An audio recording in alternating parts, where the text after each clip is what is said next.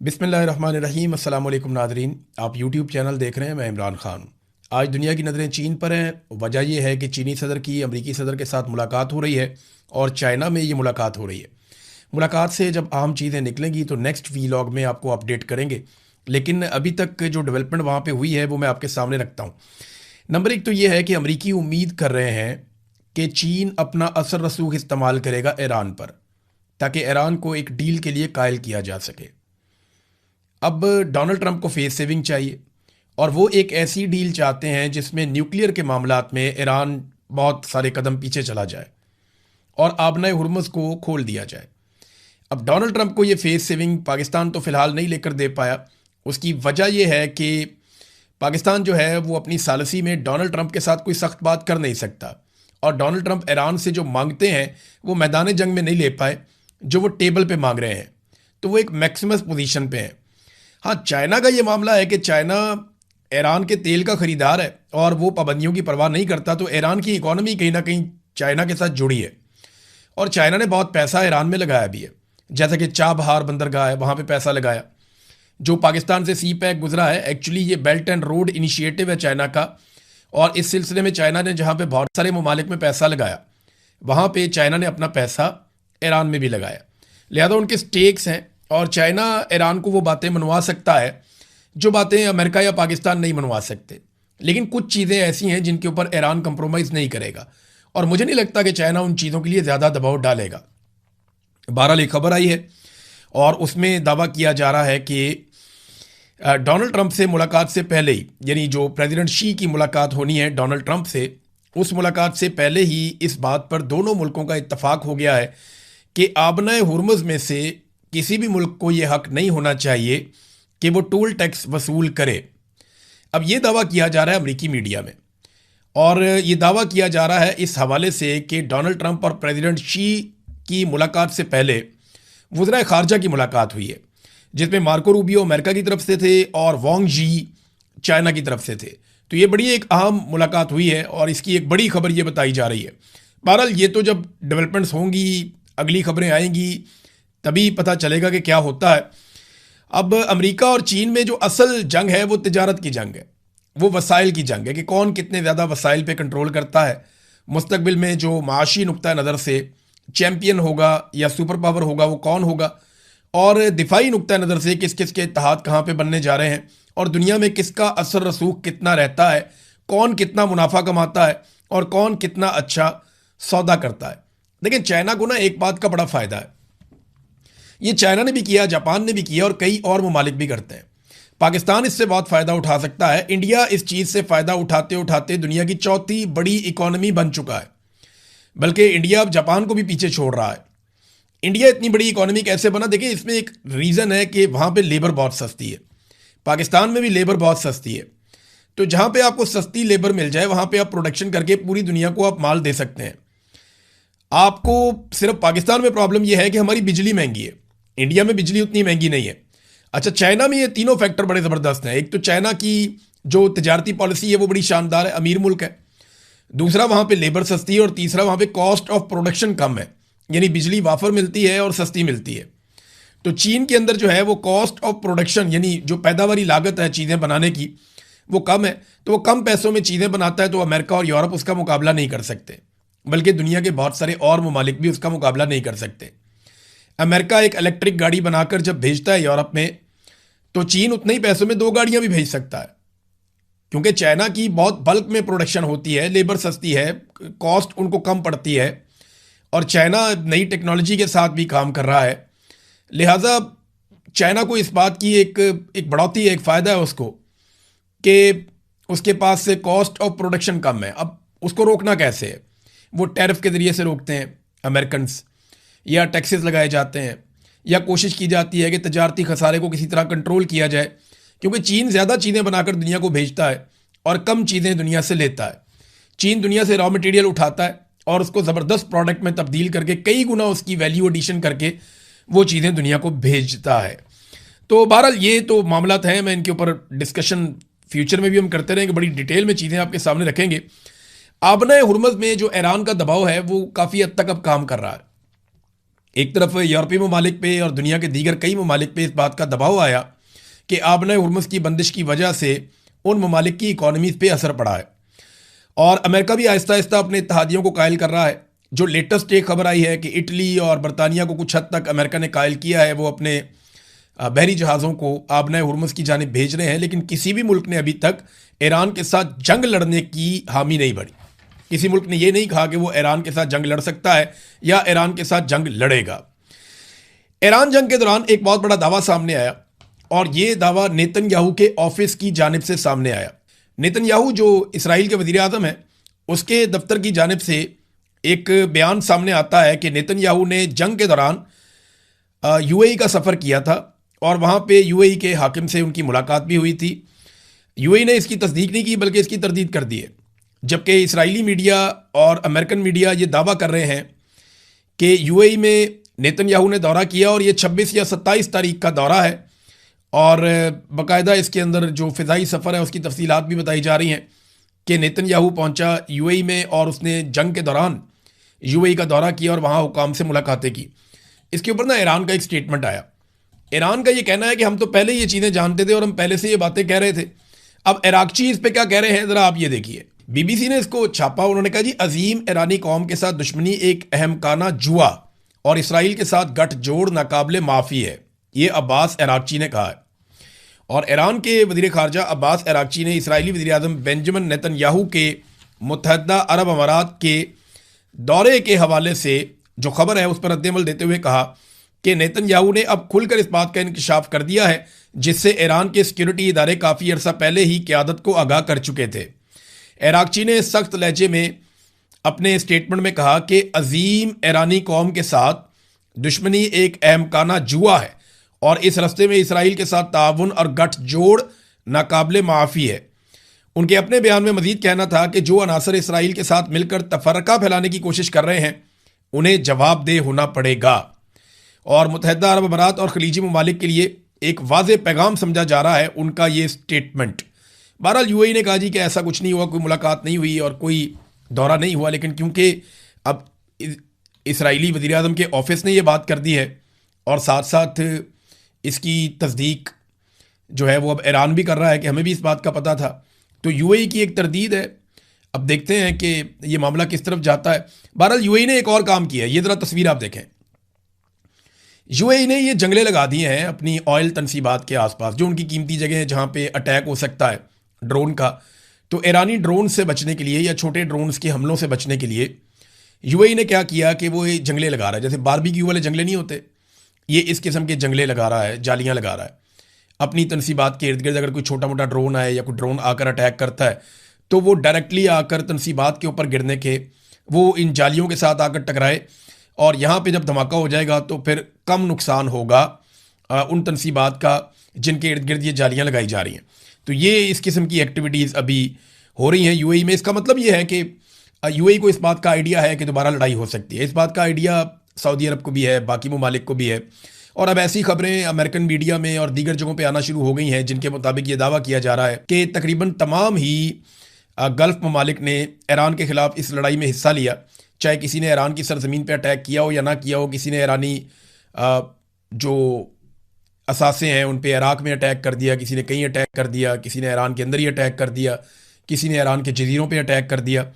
तो अब आहिस्ता आहिस्ता ये खबरें सामने आ रही हैं और ईरान के दावे दुरुस्त साबित हो रहे हैं कि खलीजी ममालिक से उनके ऊपर अटैक किए गए हैं। ईरानी वज़ीर ख़ारजा ने एक और बात की, मैंने आपको पिछले वीलॉग में बताया था कि 4 बंदे पकड़े हैं कुवैत ने। ये एक कश्ती में जा रहे थे, इन 4 बंदों को गिरफ्तार किया और ये बताया गया कि बू बयान के जजीरे में आने की कोशिश में इनको गिरफ्तार किया गया है। ये बंदे जो है पासदारान इनकलाब से इनका ताल्लुक़ है और ये कार्रवाइयाँ डालने के लिए कुवैत में आए थे। जबकि ईरानी वज़ीर ख़ारजा अब्बास इराक़ची ने एक स्टेटमेंट दिया कि कुवैती फ़ौज ने हमारी एक कश्ती को कब्ज़े में लेकर 4 ईरानियों को गिरफ्तार कर लिया, वो बेगुनाह हैं। ईरान ने कहा कि उन्हें फ़ौरन रिहा किया जाए वरना रद्द अमल की हमसे तवक्को रखें कि इस मामले में हम शदीद रद्द अमल देंगे। जी नाज़रीन, अब पाकिस्तान की खबरों की तरफ आते हैं। पाकिस्तान में तमग़े इम्तियाज़ बांटे गए हैं, सदारती अवार्ड दिए जाते हैं, तमग़े बांटे जाते हैं। इन तमग़ों की वो हालत कर दी है पाकिस्तान के मौजूदा रजीम ने, ऐसे ऐसे लोगों को तमग़े दे दिए हैं कि कोई भी इज़्ज़तदार आदमी आइंदा सोचेगा तमग़ा लेने से पहले, या कम से कम वो ये देखेगा कि इस तमग़े के साथ किया क्या गया है। यानी जिस किस्म के लोगों को ये तमगे दे दिए, कुछ अच्छे लोगों को भी दिए गए, ऐसा नहीं कि सारे बुरे लोग हैं, लेकिन ऐसे लोगों को तमगे दिए गए जिन्होंने ज़िंदगी में कोई कारनामा ही नहीं किया, कोई काम ही नहीं किया। यानी ऐसे ब्यूरोक्रेट्स को दिए गए जिन्होंने फॉर्म 47 जारी किए थे, ऐसे लोगों को दिए गए जिन्होंने अवाम के ऊपर जुल्म और तशद्दुद किया है, ऐसे सहाफ़ियों को तमगे दिए गए जिनकी कोई सहाफ़ती खिदमात नहीं है, बल्कि वो सिर्फ और सिर्फ PMLN का बयानिया जो है वो उसको उठाकर रखते हैं, या वो टाउट्स के तौर पे काम करते हैं। धड़ाधड़ इनके अंदर जो है तमगे बांटे गए हैं। एक तरफ तमगे बांटे जा रहे हैं, दूसरी तरफ मुल्क के वसाइल भी बांटे जा रहे हैं। आम आदमी के लिए इस मुल्क में कुछ नहीं है, लेकिन जो अशराफिया है उन्होंने अपने लिए क्या कुछ ले लिया। मोहम्मद उमैर एक जर्नलिस्ट हैं, उन्होंने बड़ा ज़बरदस्त एक डाटा जारी किया है। अब ज़रा आप सारे करीब करीब हो जाएं और इस डाटा को ज़रा गौर से सुने ताकि आपके 14 तबक रोशन हो और आपको पता चले कि पाकिस्तान की मौजूदा जो अशराफिया है, जिन्हें पाकिस्तान की मिलिट्री एस्टेब्लिशमेंट आसिम मुनीर साहब ने मुसल्लत किया है, उन्होंने पाकिस्तानियों के साथ क्या किया। ज़रा ये डाटा आप सुनिएगा। मैं सिर्फ आपको पंजाब की एक सूबे की मिसाल दे रहा हूँ जहाँ की वज़ीर आला कहती है मैं तनख्वाह नहीं लेती। तो ये आप ज़रा चेक करें वहाँ से डाटा। पंजाब में वज़रा, स्पीकर और मुशीरान की जो तनख्वाहें हैं उनके हवाले से ये डाटा मैं आपको दे रहा हूँ। पहले जो है एक रुकन पंजाब असम्बली की तनख्वाह होती थी 76,000 रुपए, अब वो तनख्वाह है 4 लाख रुपए। आप देख रहे हैं कितना इजाफा हुआ, 76,000 से 4 लाख तक पहुंचा दी, लगभग 5 गुना, 500% तक का इजाफा हुआ। पंजाब के सूबाई वजीर पहले 1 लाख रुपए लेते थे, अब 9,60,000 रुपए लेते हैं, 10 गुना इजाफा हो गया। स्पीकर पंजाब असम्बली पहले 1,25,000 रुपए लेते थे और अब 9,50,000 रुपए ले रहे हैं। डिप्टी स्पीकर की तनख्वाह पहले 1,20,000 रुपए थी और अब 7,75,000 रुपए है। पार्लिमानी सेक्रेटरी की तनख्वाह पहले 83,000 रुपए हुआ करती थी और अब 4,51,000 रुपए तक ये तनख्वाह पहुंच गई है। मुशीरों की तनख्वाह पहले 1 लाख रुपए होती थी, अब 6,65,000 रुपए तक एक मुशीर की तनख्वाह पहुंचा दी गई है। वजीर आला के स्पेशल असिस्टेंट की तनख्वाह पहले 1 लाख रुपए थी, अब 6,65,000 रुपए तक पहुंचा दी गई है। पंजाब हुकूमत ने मिनिस्टर्स, स्पीकर और डिप्टी स्पीकर का लीव अलाउंस तनख्वाह के बराबर करने का फैसला किया है। छुट्टी होने के बावजूद इनको पूरी तनख्वाह दी जाएगी और ये BBC पे भी, एक्सप्रेस न्यूज़ पे भी ये खबर छपी है। अब आप नाजरीन अंदाज़ा करें कि आम आदमी को इन्होंने क्या दिया। क्या जब से ये लोग आए तब से लेकर अब तक सरकारी मुलाजिम की तनख्वाह 100% भी बढ़ी है? यहाँ तो 500% से लेकर 1,000% तक इन्होंने, यानी 5 गुना से 10 गुना इन्होंने इजाफा कर दिया। तो एक आम आदमी जो है ना उसको आधा गुना भी नहीं मिला, यानी 50% भी बढ़ोतरी उसकी नहीं हुई। जो तनख्वाहें पिछले दौर में थी उसके साथ आप मवाजना करके देख लें, इन्होंने सारी रेवड़ियां आपस में बांटी हैं।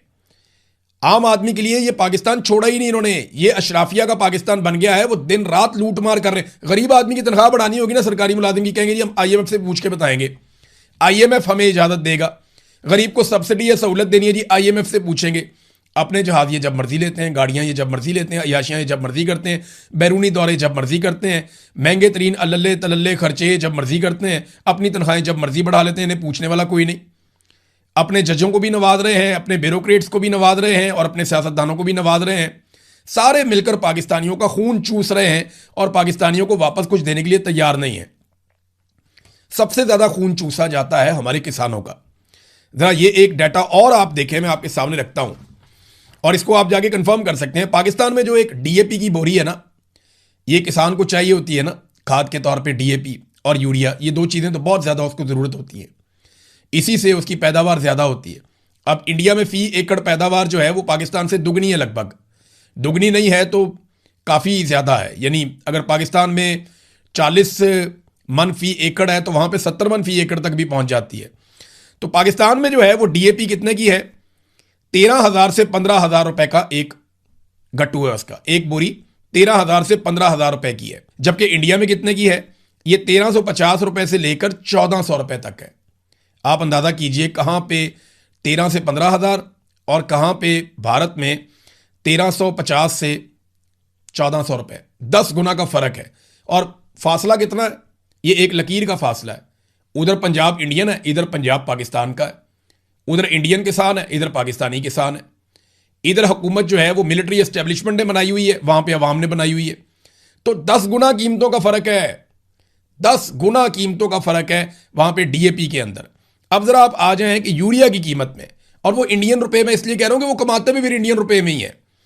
यूरिया की कीमत जो है पाकिस्तान में 4,000 से 5,000 के बीच में रहती है, यानी बहुत कम कीमत वाली यूरिया जो है वो आपको 4,000 मिल जाती है।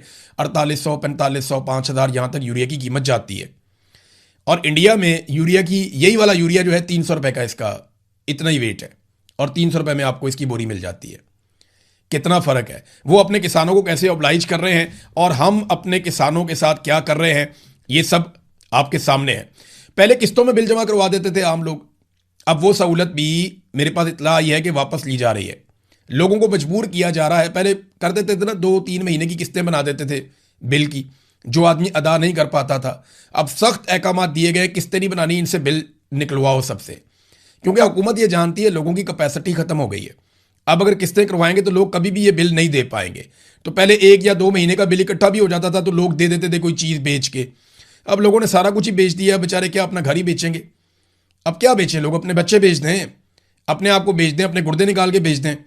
तो ये जो कीमतें जिस तरह इन्होंने बढ़ाई हैं, ये अनएक्सपेक्टेड था, ऐसा लगता ही नहीं था। और ये इनको बढ़ानी इसलिए पड़ी कि इनके पास, बेचारों के पास रास्ता ही कोई नहीं था। अवाम ने इनको तस्लीम नहीं किया, ये जाली हुकूमत फौज ने इनको बनाकर दे दी, ये आकर बैठ गए, अवाम ने कारोबार बंद कर दिया, पैसे इकट्ठे नहीं हो रहे, हुकूमत कैसे चलाए। तो पैसे इकट्ठे करने के लिए इन्होंने अजीबोगरीब किस्म के टैक्सेस लगा दिए, जिनका बोझ आम आदमी के ऊपर पड़ रहा है, पैसे ये इकट्ठे कर नहीं पा रहे। नाजरीन, इकबाल अफरीदी साहब के ऊपर बहुत तनकीद हो रही है। सारे पूछ रहे हैं कि इनके बेटे ने असाइलम क्यों ले लिया पाकिस्तान से बाहर जाके। यार ये तो पूछो कि लोगों को पाकिस्तान से बाहर जाना क्यों पड़ता है। मैं कभी नहीं आना चाहता था पाकिस्तान से बाहर, मेरा तो कभी दिल नहीं करता था। मैं तो रहना ही पाकिस्तान के अंदर चाहता हूं, रोज मेरा दिल करता है पाकिस्तान वापस चला जाऊं, लेकिन मुझे पता है मैं वहां जाऊंगा ये मुझे मारेंगे। मैं जिस तरह पाकिस्तान से निकला हूं मैं ये जानता हूं, मेरे पास 2 रास्ते थे ना, या मैं वहां दफन हो जाता या मैं अपना काम करता रहता, अपनी आवाज उठाता रहता। तो फिर ये फैसला किया कि नहीं, आवाज उठाएंगे, इतने आराम से काबू नहीं आएंगे जैसे पहले मैं इनके काबू आ गया था। तो नाजरीन, इकबाल अफरीदी से सब पूछ रहे हैं कि उनके बेटे ने असाइलम क्यों लिया। क्या कोई ये जानना चाहता है कि क्यों नौजवान पाकिस्तान से बाहर जाकर असाइलम लेने पर मजबूर हैं? क्यों इतने सारे लोग पाकिस्तान छोड़ छोड़ कर जा रहे हैं?